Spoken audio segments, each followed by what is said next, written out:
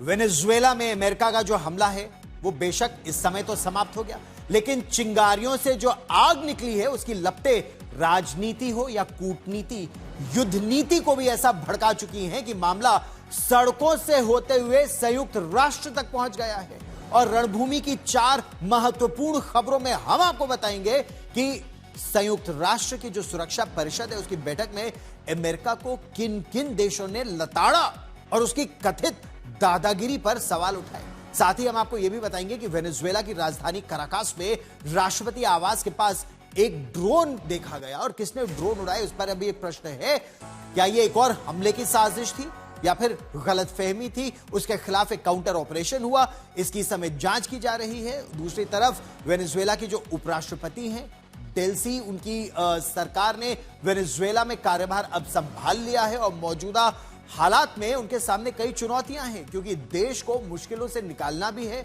उनके हर फैसले पर अमेरिका के राष्ट्रपति डोनाल्ड ट्रंप और उनके प्रशासन की निगाहें रहेंगी। दूसरी तरफ निकोलस मादुरो जो राष्ट्रपति थे या हैं वेनेजुएला के, उनको न्यूयॉर्क की अदालत में पेश किया गया, जहां अदालत के सामने उन्होंने साफ तौर पर कहा कि उन पर जितने भी आरोप लगाए जा रहे हैं वो झूठे हैं और वो अभी भी वेनेजुएला के राष्ट्रपति हैं, एक प्रिजनर ऑफ वॉर यानी युद्ध बंदी। कुल मिलाकर वेनेजुएला का मामला अमेरिका में भी पूरी तरह से गर्मा गया है। ट्रंप सरकार से जुड़े लोग इसे वक्त की जरूरत बता रहे हैं, तो जो विरोधी धड़ा है उनका, वो इसे गैर कानूनी और असंवैधानिक कदम लगातार बता रहा है।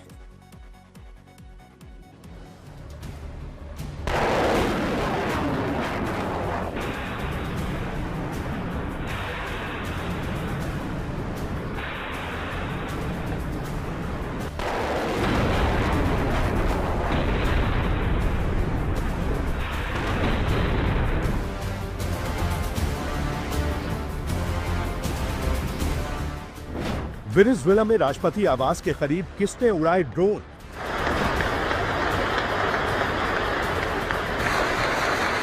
ड्रोन दिखने के बाद गोलियों की गड़गड़ाहट से गूंज उठा काराकास।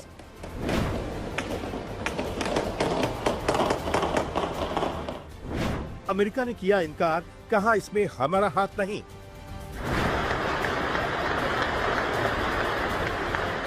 ये तस्वीरें काराकास की हैं, जहां आसमान में उड़ते ड्रोन ने फिर खलबली मचा दी है। सुरक्षा बलों ने आसमान में ड्रोन उड़ते देखा तो किसी बड़े खतरे की आशंका को देखते हुए गोलियों की बरसात कर दी गई।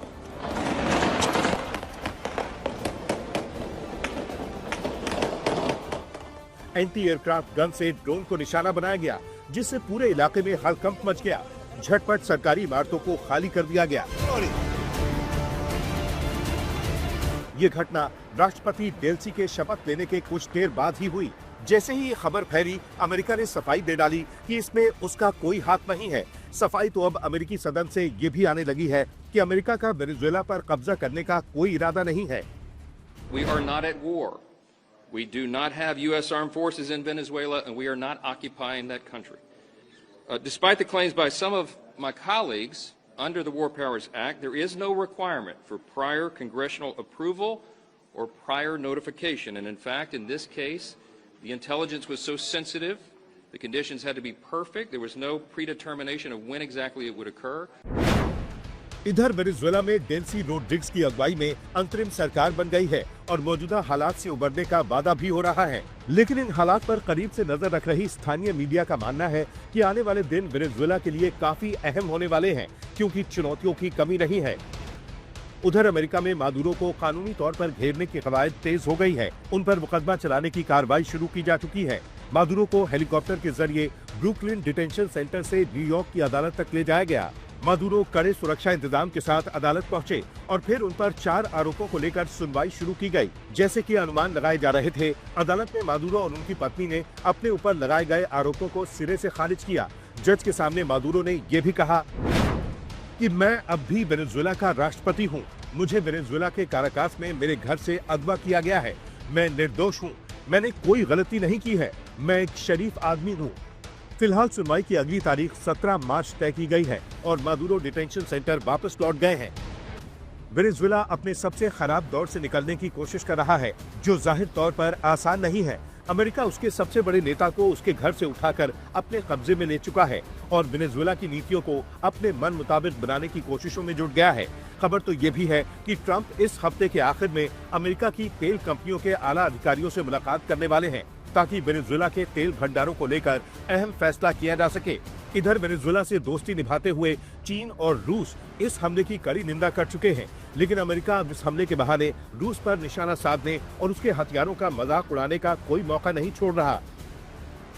And then we saw 3 nights ago in downtown Caracas in Venezuela as nearly 200 of our greatest Americans went downtown in Caracas. Seems those Russian air defenses didn't quite work so well, did they?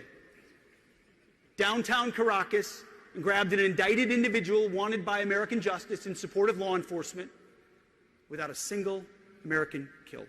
खैर, Venezuela में जो कुछ हुआ वो पूरी दुनिया ने तस्वीरों में देखा है। विरोध की आवाज अब सड़कों से होते हुए संयुक्त राष्ट्र के गलियारों तक पहुंच चुकी है, लेकिन अमेरिका के हौसले मादुरो को बंदी बनाने के बाद से बुलंदी पर हैं।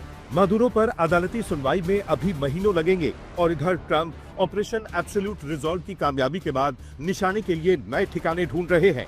आज तक ब्यूरो।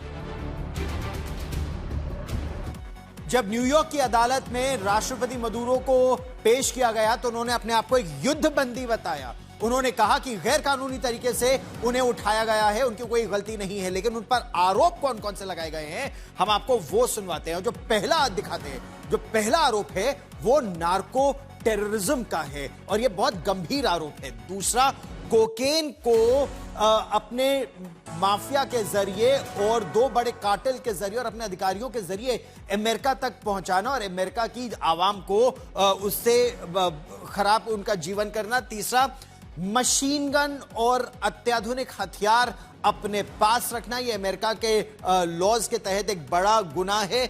और खतरनाक डिवाइसेस यानी मशीन गन रखना और किस तरह से उसको आप और लोगों तक पहुंचा सकते हैं, ये भी उन पर 4 गंभीर आरोप लगाए गए हैं। और कहा यह जा रहा है कि वो नार्को टेररिज्म को, नार्कोटिक्स यानी ड्रग्स, कोकेन को, फेंटेनिल को, कोकेन को अमेरिका में भिजवा रहे थे, जिससे उनके युवा वर्ग खराब हो रहे थे।